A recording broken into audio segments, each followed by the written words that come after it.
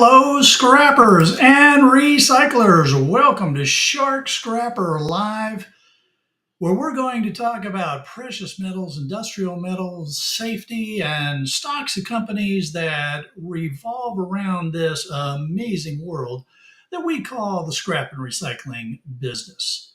It is great to be here. I'm looking forward to having an outstanding hour chatting with you all and just answering your questions and seeing how things are going for everybody.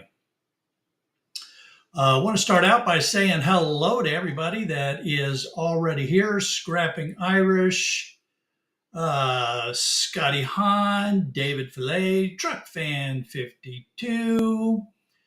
Let's see, who else is here? E-Waste, Mike, great to have you here. Roger at CU Scrapping.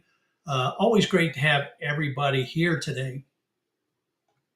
All right, now we're going to start out with a precious metal that we don't talk about a whole lot, but it is very important to us in the scrapping and recycling business, and that is platinum.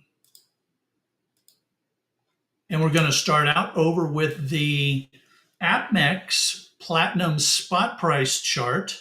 Again, because it's the holidays, and I know that people might still be trying to figure out what they want to give people for holiday gifts. And APMEX is a great place to purchase physical gold, silver, platinum for gifts.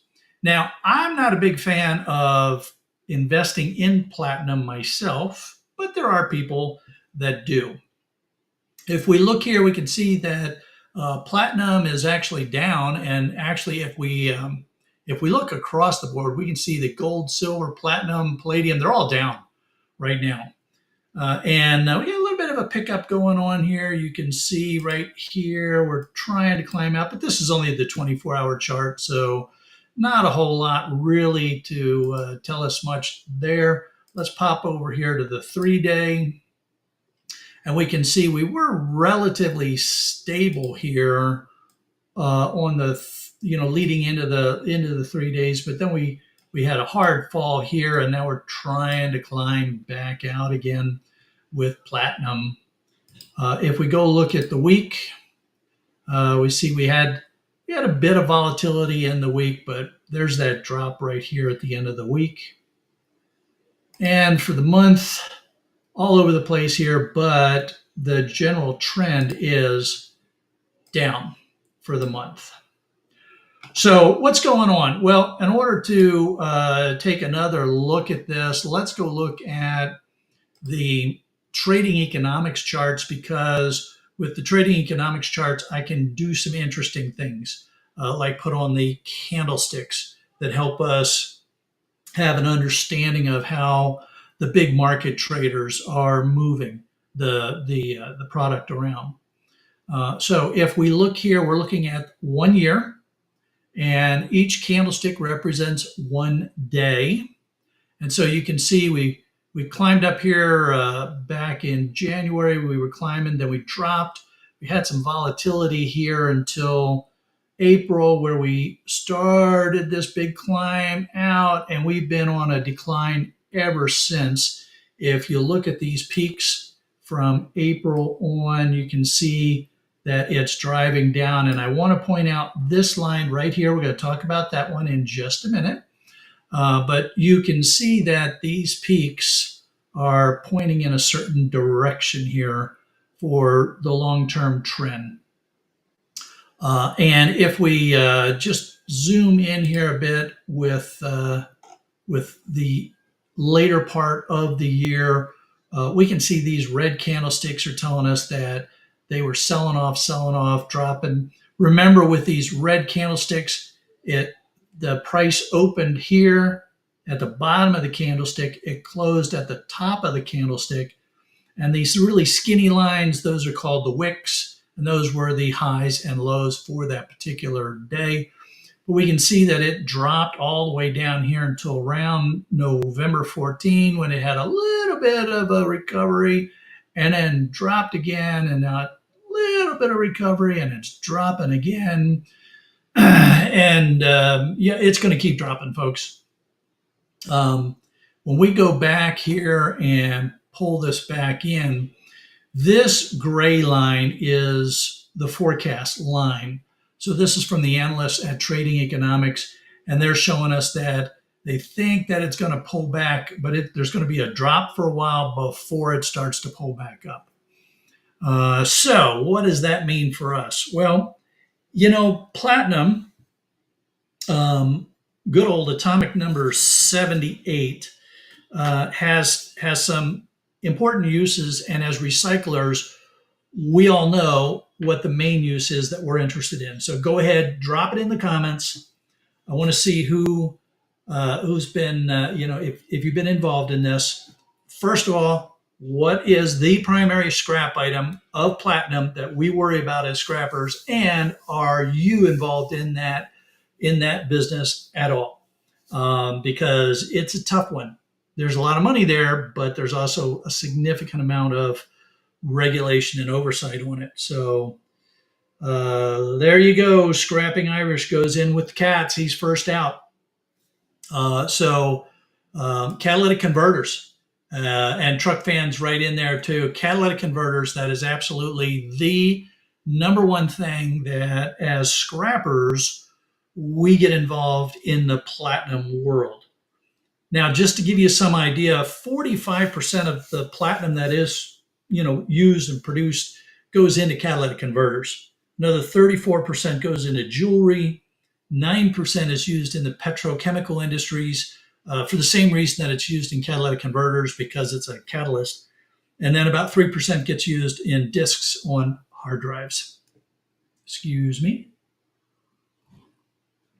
So, and as Roger says there, Roger at CU Scrapping says, the real issue is that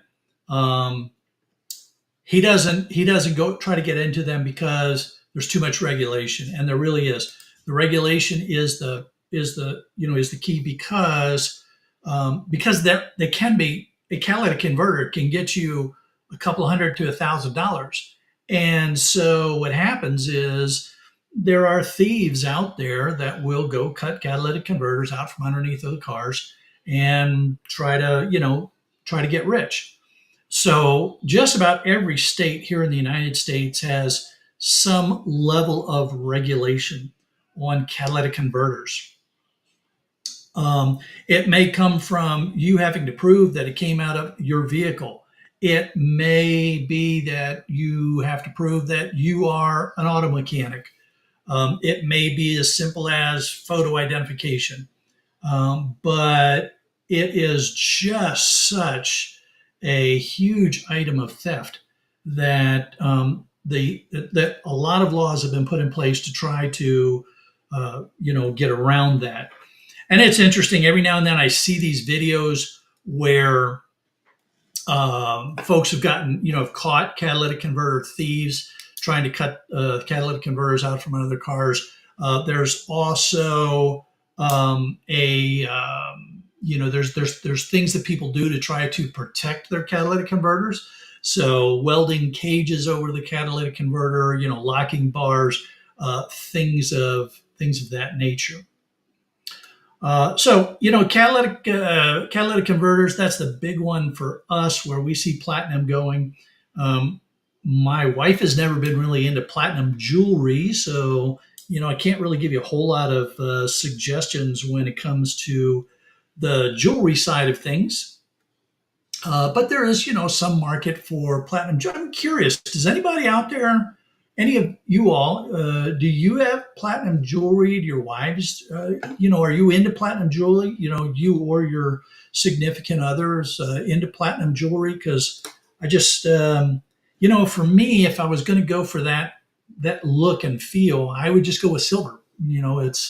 It's something that everybody understands and sees, and I personally think it's more attractive than platinum. But again, it's just that's just me. So Roger's saying that his wedding ring was platinum. Okay, all right, yeah, mine's gold. So anybody else out there do platinum? Because I've seen platinum jewelry, and I've got nothing against it. It's just not a metal that I've really gotten into that much.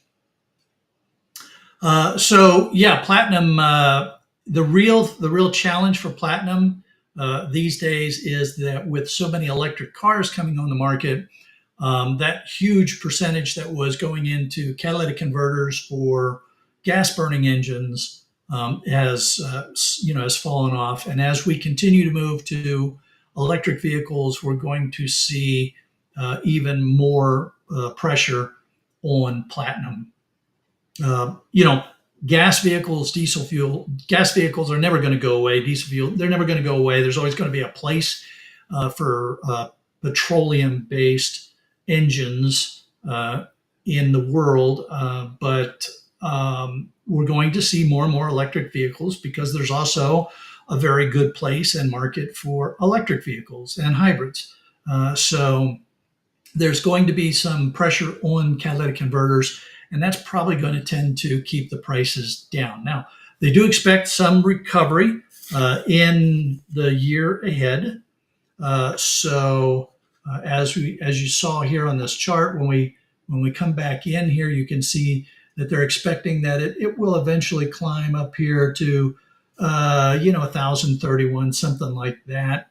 But that's going to take us a while.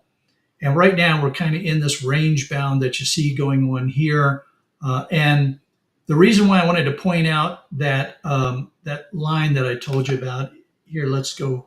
Let's get this line a little smaller, and now we're going to do the arrow. And you can see that if you connect the tops of those peaks, it comes down to around this area that the analysts are expecting it to top out at. So they're seeing these peaks trending down in this direction, and they're pulling us into that for the forecast for where they see platinum going. A lot of volatility in platinum, as you can see here, and we'll just have to see how it plays out. But since most of us don't really do a whole lot of scrapping in the platinum market in the world of catalytic converters and stuff, I don't expect that this is going to have a huge impact on us in the scrapping and recycling markets. All right.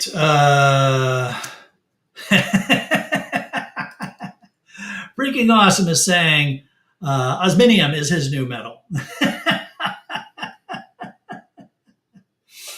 But he also comments that he does collect coins, but he doesn't have any platinum. Well, maybe you're going to need to add that, huh? Hey, speaking of, well, we weren't speaking, but since I just took a drink out of my Naval Academy mug, hey, hats off to the midshipmen. They beat Army in the annual Army Navy game. Great game. Hopefully, you were able to watch the midshipmen beat up on the Whoops, the West Pointers. So go Navy. All right. Next thing I want to talk about is our safety note for the week. And I had a lot of things that I could have gone through this week. I saw a lot of stuff out there during the week that I was tempted to talk about and bring in for our safety discussion. But the one that really caught my eye was the subject of fatigue. And I wanted to talk about this because there's a very close friend of mine here, and I mean they're burning the candle at both ends, and a little bit concerned about the risk that they're putting themselves in. So I wanted to take a little deeper dive into the world of fatigue. Look, the reality is there's a lot of reasons why we get tired, why we get fatigued. Some of that may be lack of sleep. Some of it may be a medical condition. Some of it may be dietary issues. So if you find yourself being fatigued a lot, you really want to understand why. And if you suffer from chronic fatigue, if you're always, always, always tired, you might want to talk with your doctor about it because there may be an underlying medical condition that you need to deal with. But a lot of times in our busy lifestyles and just the world that we're in these days, we tend to go, go, go, go, go.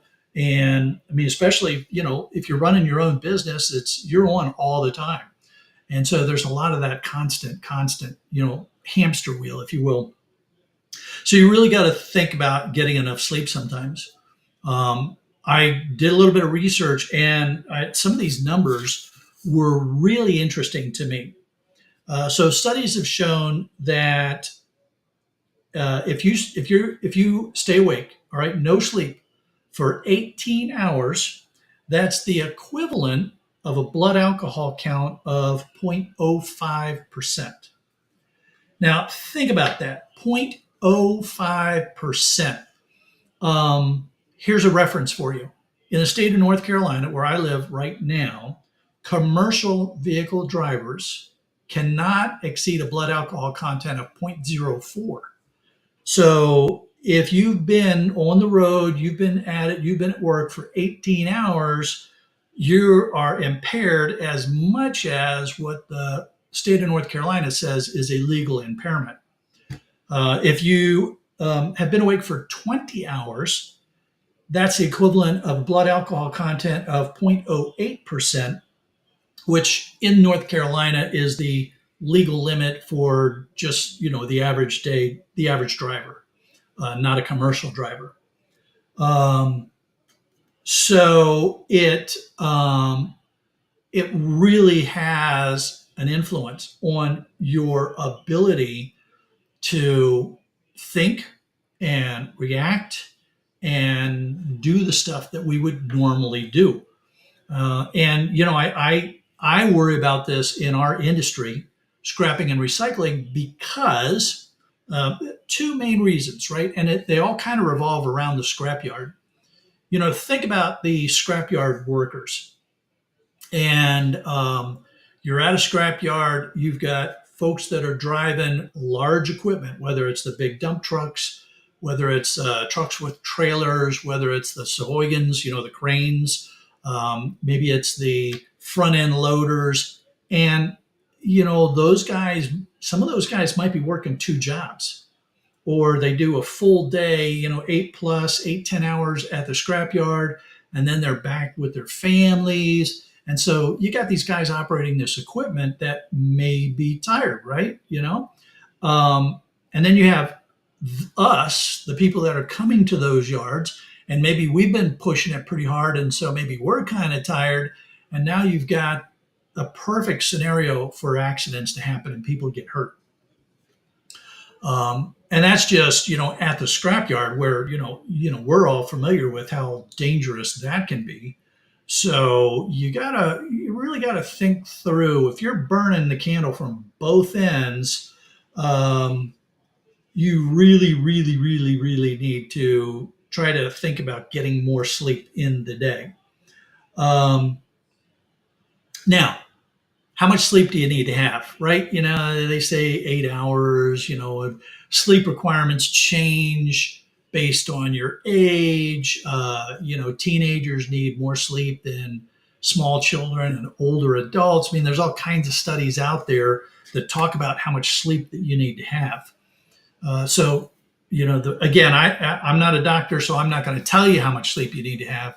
But I do think that these numbers here are pretty important to think about. And if you're not getting, if you're awake for 18 straight hours, 20 hours, then you may want to think about maybe dialing it back, maybe getting a little more sleep in your routine. And if you're feeling fatigued on a regular basis, think about maybe you need to work in a little more sleep. I can remember when I was in the Navy, back when I was a young officer in the Navy, it was like sleep was almost considered optional. It was nothing for us to get 2 or 3 hours sleep a day. Power naps were my lifeblood. I mean, that was how I survived for years when I was aboard ship.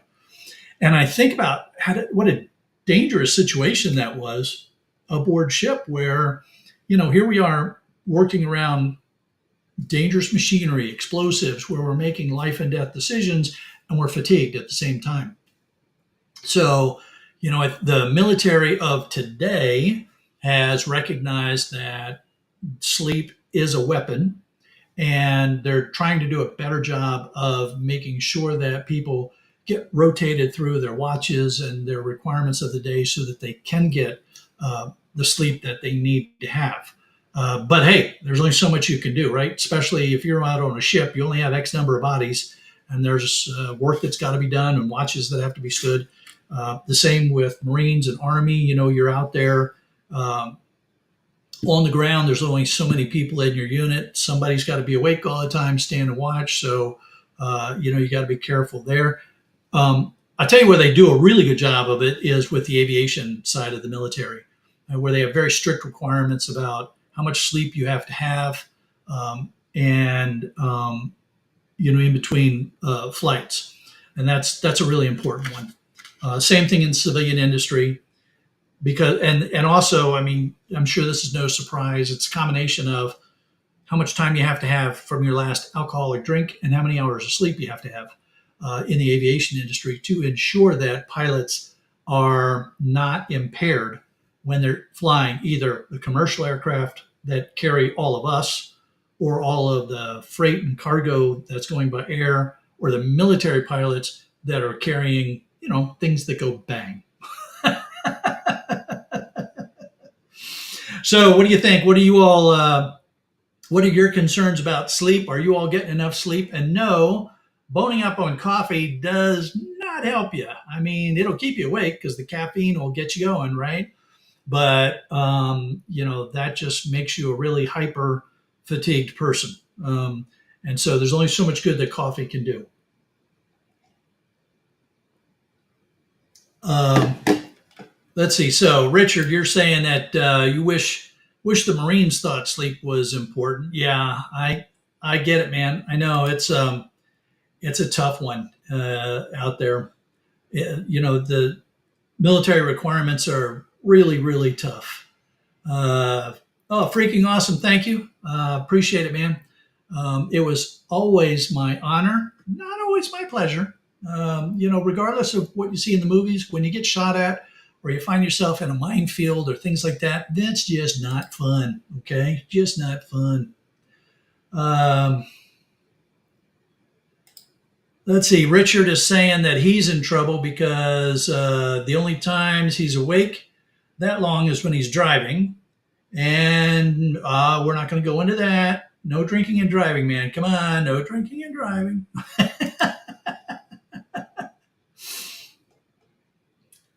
uh, let's see. Truck fan is saying, and military pilots that are carrying, yeah, things that go bang. Exactly, exactly. Um, and what's interesting too, though, with when you talk about the military pilots and sleep, um, there are, some missions where the pilots have no choice but to be awake for extended time. And so the militaries, I know the U.S. military, I'm assuming most modern militaries have done a lot of studies on things that they can do to keep pilots awake and alert for extended missions. Um, and it's done under very strict medical supervision when they do this, but sometimes pilots have to fly for 20 plus hours, so think about that one. That's a Yeah, that's a hard one. uh,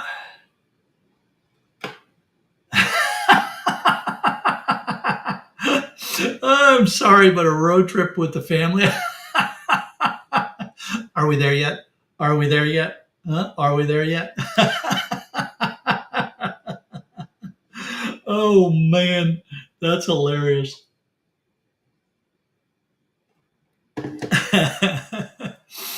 All right, well, let's move along now from our safety discussion into our industrial metal. And this is probably the industrial metal of industrial metals. We all know this one. We live and breathe this one all the time. in our scrapping and recycling world, and that is steel. There's a lot of ways that you can look at the prices of steel. I looked at some of the different, pricing with steel rebar and hot rolled cold. That's what HRC stands for. Um, and I'm not looking at the scrap prices of steel here because, as we're going to talk about, that can be influenced by a lot of factors. But I want to look at what's going on with steel, and so HRC, it's a pretty common standard for the way to look at the steel market. So here we have HRC steel, and in the discussion, you can see that it decreased by 418 US dollars a ton, or 38% since the beginning of 2024. So it's been a rough year for steel, and that's what we're looking at in this chart. Here's the 1 year, and here let's blow this up.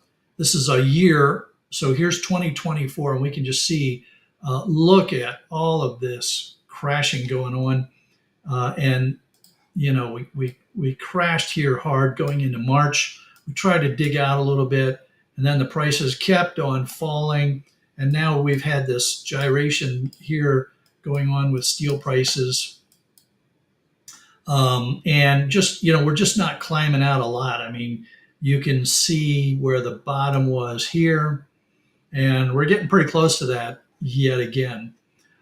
So steel prices are not looking good for us, and this is rough because, hey, I know there's some of you out there that you live by the old phrase that steel is the meal. You're going to be starving. You are going to be starving. Here, let's go in here and look at what's going on for the 5 year. And in the 5 year look, we can see that back here in 2021, by the way, I believe this was the all-time high for steel, right up here in September of 2021. And you can see how it's just been on this steady dive, all the way down to where we are right now. And what's interesting is, we had a lot of fall off here in 21 through 22, climbed back up again as the world tried to start getting going, falls back down again. We try to climb up, we fall back down again. And a lot of the issue really has to do with, rebuilding and what's going on in places like China, where they didn't really pull out of the pandemic as much as other places did. And when they did start pulling out, they realized that their economy was actually not as good as they thought it was. So they weren't building these massive cities and complexes, industrial complexes and stuff as they were before. And so, it just really hurt the steel industry because there wasn't as much steel getting bought to build things. Here in the US, we have a lot of steel that is needed to rebuild infrastructure as we try to reinvest in getting our infrastructure back up to speed. I mean, look at how many bridges we need to rebuild in the United States. How many buildings are so old that they have to get rebuilt. The devastation that gets brought to us by hurricanes, which causes us to have to rebuild houses, and modern houses actually use a lot of steel in their framing and stuff these days. So there's a lot of demand, but it's not as much as is necessary to keep the steel market going.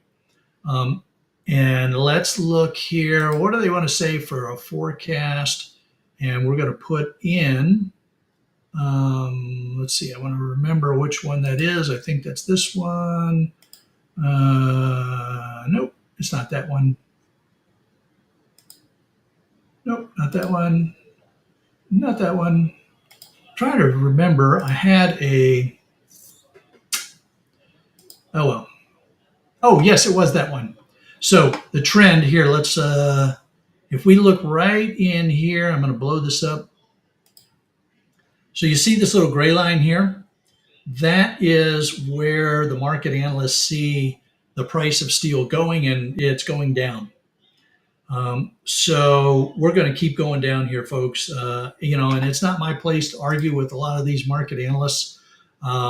These folks, they use a lot of modeling and a lot of experience to come up with these forecasts that tend to be pretty correct over time. So, what that's really telling us is that we are in trouble in the scrap world. I mean, this is where we get into now the discussion of what's going to happen at your scrapyard. And that is going to be very dependent on how far your scrapyard is from a mill that is using steel, that is using scrap steel. And that brings us into the age of the mills. One of the big things, talking points that's going on around here in the United States is that U.S. Steel and Nippon Nippon Steel wants to buy U.S. Steel. And there's a lot of politicians that are pushing back on that are saying, no, we don't want that to happen. How did U.S. Steel, which used to be, like the company of the world, how did they get into this trouble? Well, because as back when U.S. Steel was growing, it had these big mills.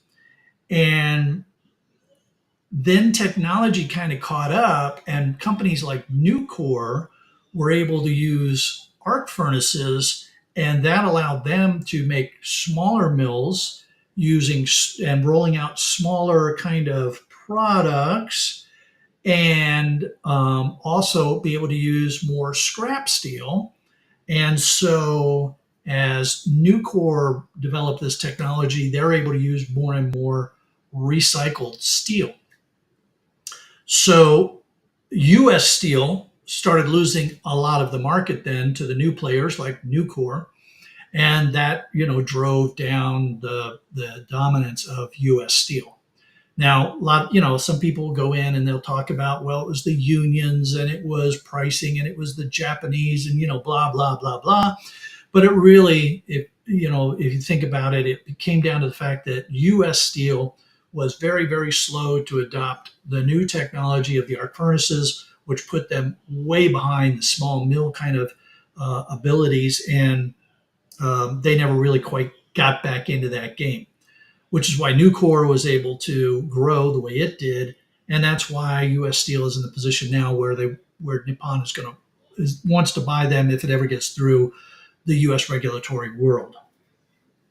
So, if your scrapyard is located someplace near a mill, like a Nucor mill, or that scrapyard is owned by a company that also makes steel products, then you will be able to get a better price for your scrap steel than a lot of other people.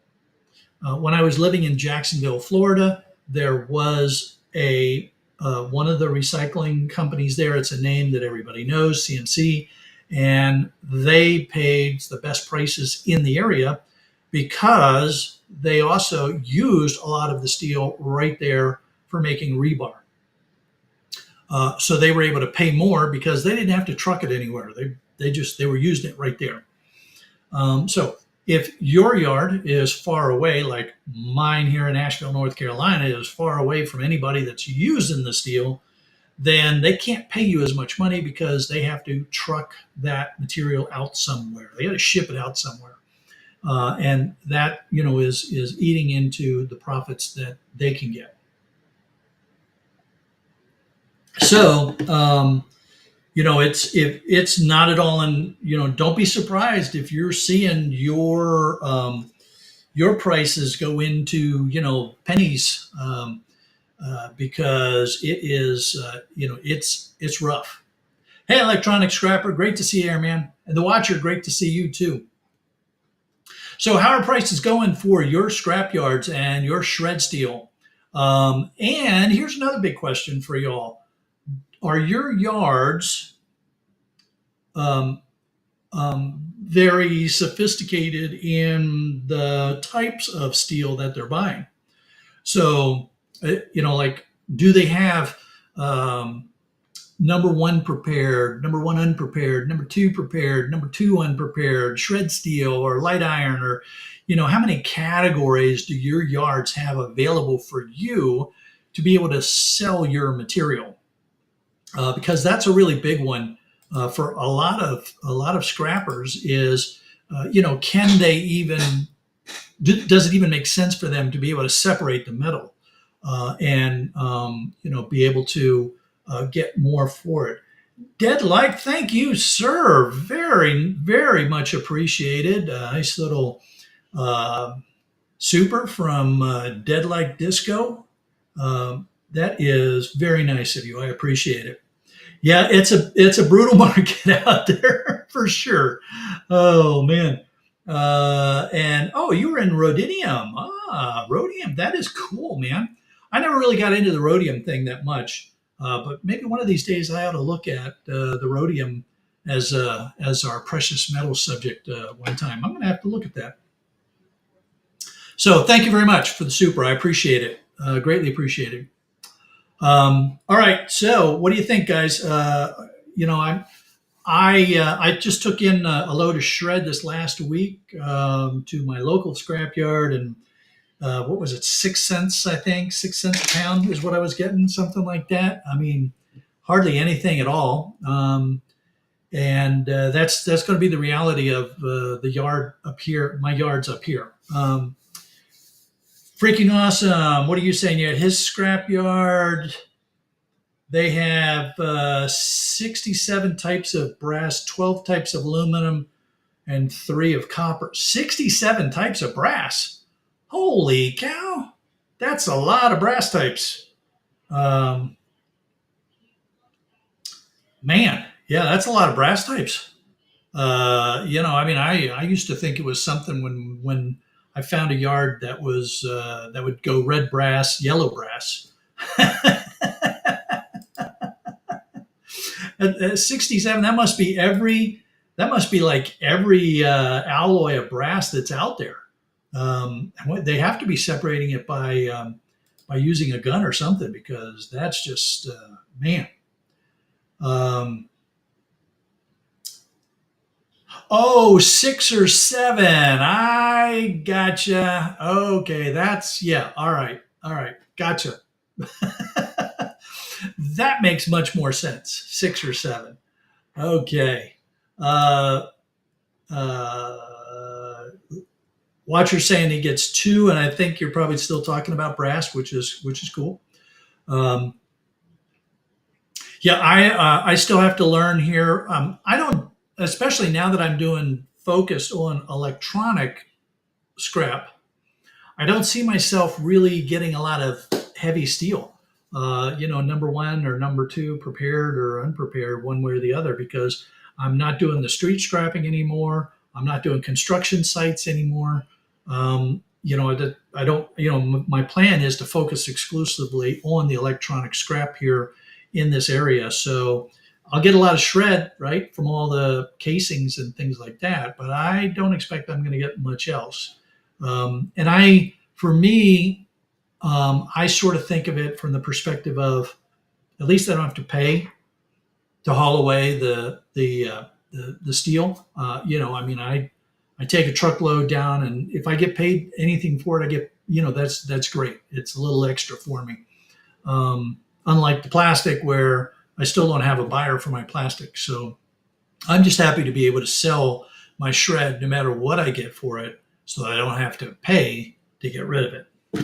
Um, Electronic Scrapper is saying that his yard has one price for steel. It's shred, but they have paid him for heavy melt. Um, okay, yeah, so they kind of did you a solid there. So that's cool. Um, it was really weird. When I back when I was down in Florida, and I would take I would take the same kind of material to these CMC folks, and sometimes it was number one HMS, and sometimes it was number two HMS. I think really so much depended on um, uh, what mood somebody was in that day. I don't know. Um, Richard said he's been doing e-waste for a few years, and you'll get plenty of shred and make more from aluminum and copper. Oh yeah, absolutely. And you'll make more from the aluminum and copper than you will in the gold. Yeah, yeah, yeah. Um,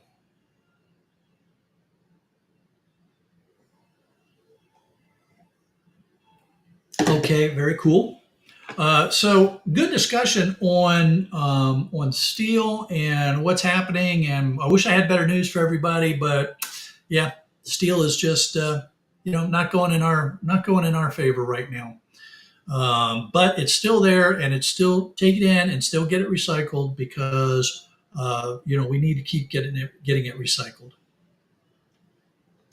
All right, so it is time to move on to our stock discussion. I think you guys are going to find this one kind of cool because we're talking about um, one of those industries that we all deal with the product of these three companies, and I'll bet you that most likely, especially for my U.S. Viewers, you actually are paying for some of these services from one of these three companies. So the first company that we're going to talk about is AT&T. Um, Now, before we get into that, I want to just give everybody a quick reminder that when I'm talking about stocks, I'm using information from the Value Line Investment Survey. This is a newsletter that I get every week, and these folks take no advertising, so it's all subscription based. And it's all raw numbers and their analysis of the raw numbers and what's going on in the markets. So every week I get an updated edition. And this week, the categories that caught my eye were the telecommunications service industry and the cable TV industry. And the that leads us to the three companies that we're going to talk about today, and the first one is AT&T, ticker symbol T. Their dividend yield is 4.8%, which is pretty good. The date of this is 6 December, and their share price is $23.10, which that's not a bad price for getting in. Most people could afford that. And again, it's really not that hard to get into the stocks. Just you open up an account with somebody like Schwab or one of those folks, and then you can put some money into an account there, and then when you're ready, you can move that money in to buy some stocks. They make it very, very easy. I am a very boring investor. I'm a dividend investor, so I'm looking for things that are something about 4% or greater. And I require that any stock that I'm going to invest in has 17 years of increasing cash flow per share, earnings per share, and mainly dividends per share. So I want to see uh, dividends per share going up every year, and I don't want to see any of these zeros or negative numbers. So AT&T is not qualified by my account because look at that, 5 times that they were either zero or negative going backwards in their dividends. And if you take a look at that graphically, you can see this here. This is not good, not good. So even though that's a good dividend, I'm not recommending AT&T.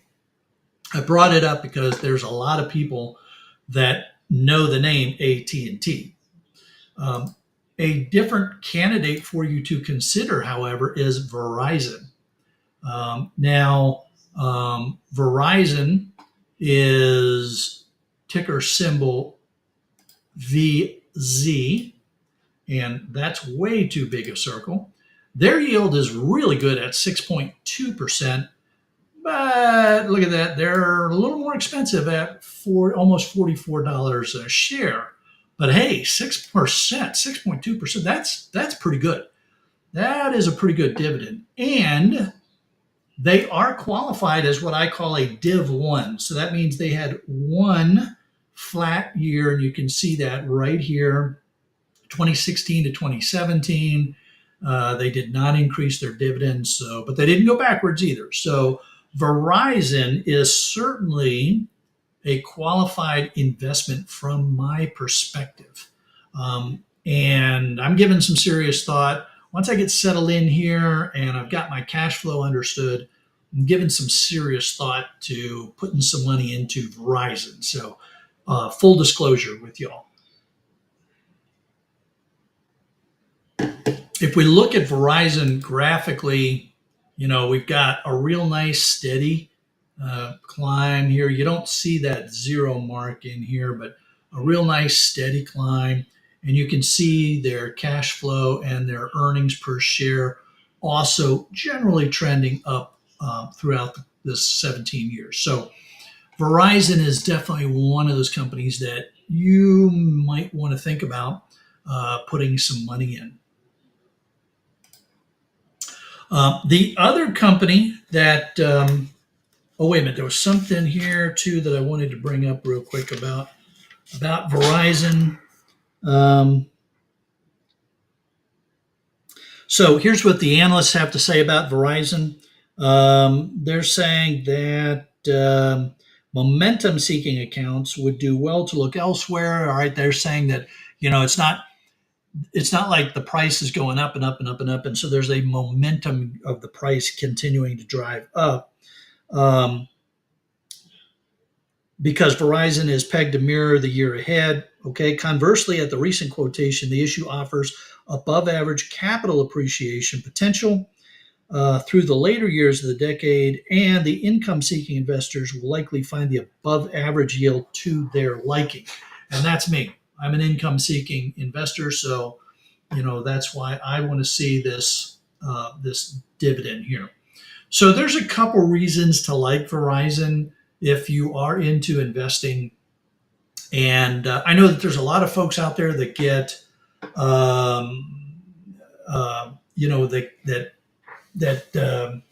really, I know there's a lot of folks out there, they don't want to invest in the stock market. It scares them. Some people think it's, evil and that kind of stuff. Hey, it's just another way to continue to try to make some money and get ahead of just the straight dividends that are paying out at your local bank. So don't be afraid of it. Do a little research, think it through.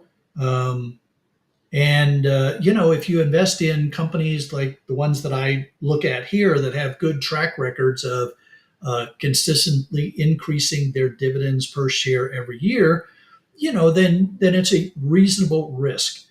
Any kind of investment, even if you're putting it in a bank, is a risk. If you just put your money into a bank account or a CD, you risk that the interest rates are going to go above what you're earning, or that the cost of living will increase above what you're earning on that account. If I don't think any of us have so much money in bank accounts that we have to worry about a bank defaulting and not getting money back from the federal insured program here in the United States.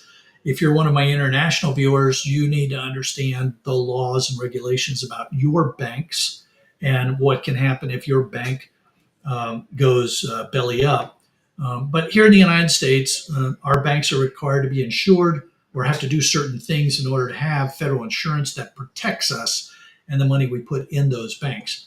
But again, you're not earning a lot of interest on those savings accounts and those checking accounts. So investing in stocks is one of the ways that you can get ahead of it.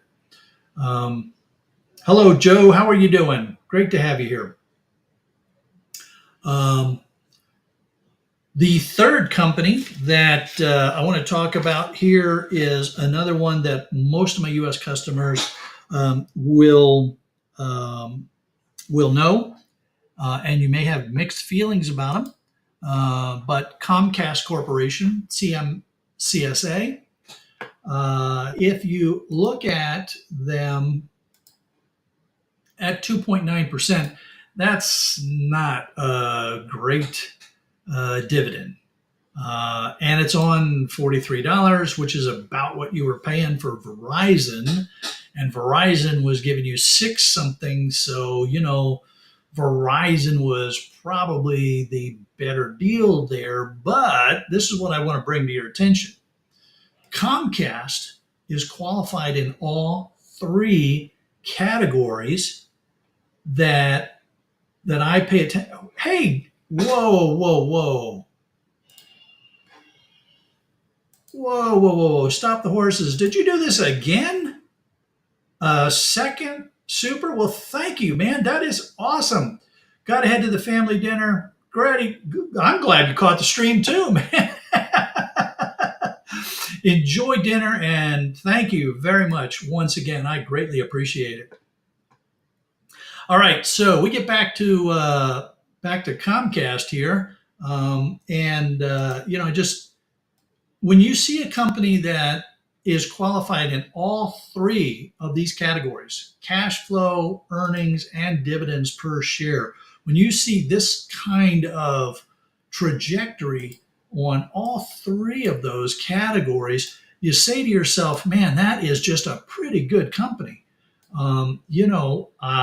I can feel pretty comfortable putting my money into a company like this, that they're going to be around for a long time. Now, whether or not you like Comcast, if you're a Comcast subscriber and, maybe you say, oh, it's too expensive or, whatever, but it's a well run company when you see these kind of numbers. So this is where you then have to go back and say to yourself, oh man, what do I want the dividend so much that I would buy a Verizon and get the 6.2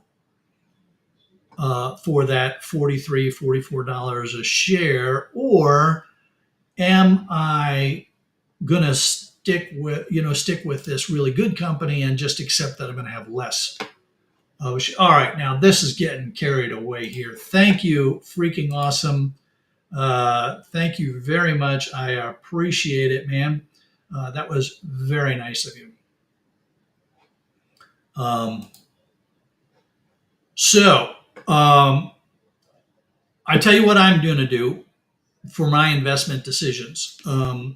As some of you have heard me say now for a while, I have been, uh, you know, going into this move. I had to convert a lot of things into cash.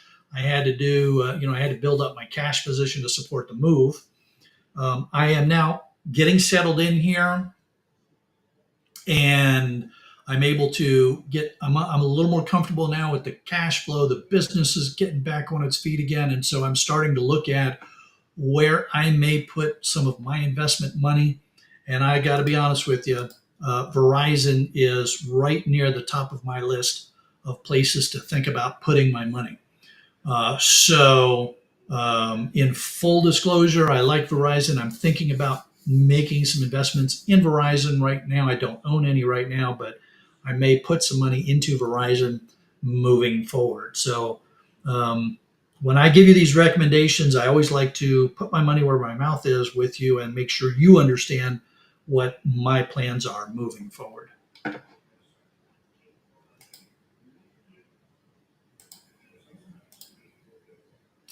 All right. Well, wow, this has been just amazing live stream this week.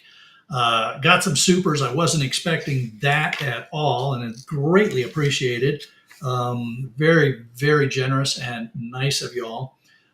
We've had some really fun discussions about steel and platinum and safety, which I hope will help everybody, especially in the holiday season when you might be getting out on the road.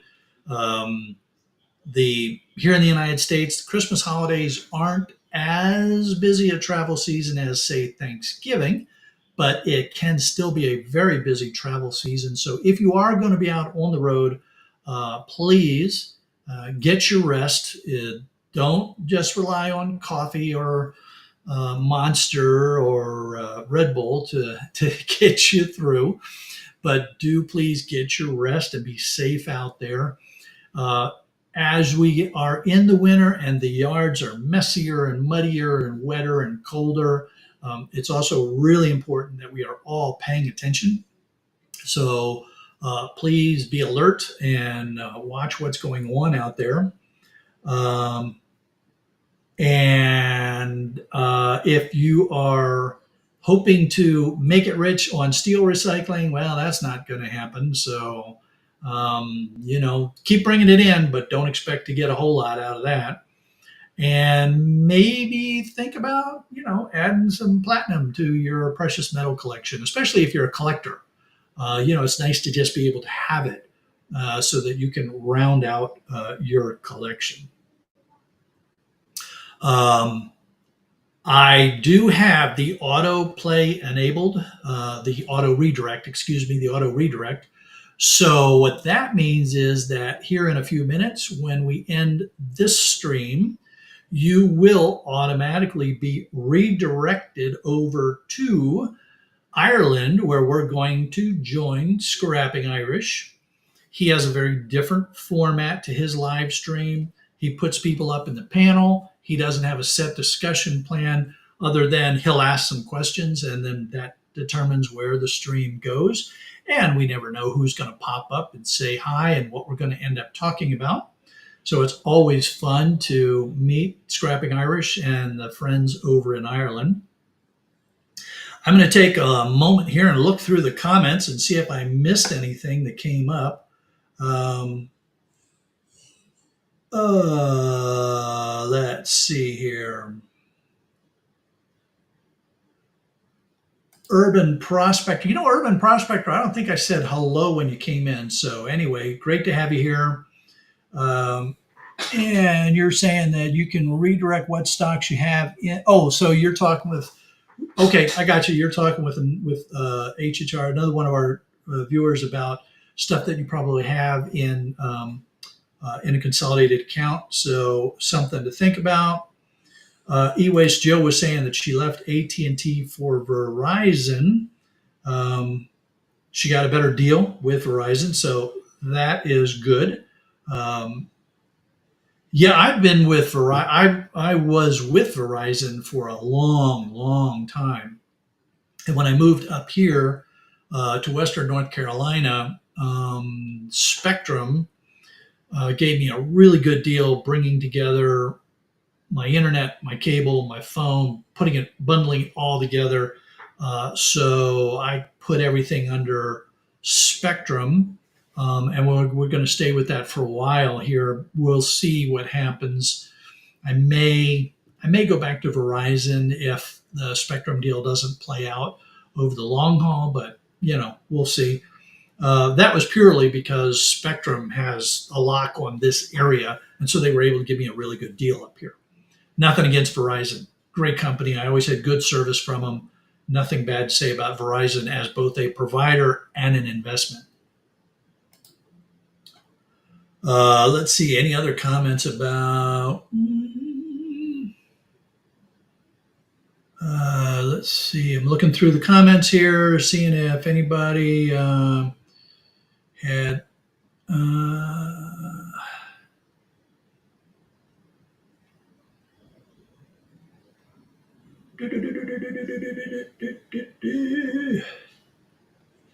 Okay, so this was related back to the other comment that I pulled up, where HH Recycling was saying that he got this Wealth Simple account, put 400 in, now it's worth 310. Yeah, and then there was the comment later on about being able to move some different companies around inside of that account. So that's that's an important one.